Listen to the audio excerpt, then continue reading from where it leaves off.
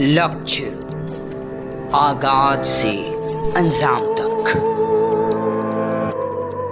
अब BA, BCom, BSc और MA, MCom करें विश्व की सबसे बड़ी यूनिवर्सिटी इग्नू से। सॉल्ड असाइनमेंट और गाइड बुक्स प्राप्त करें। संपर्क करें Mahakal computers, DAV college gate के सामने, सिवान।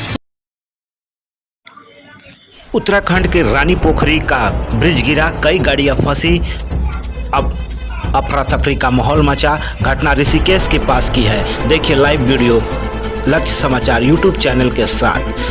कईयों ने अपनी भागकर जान बचाई।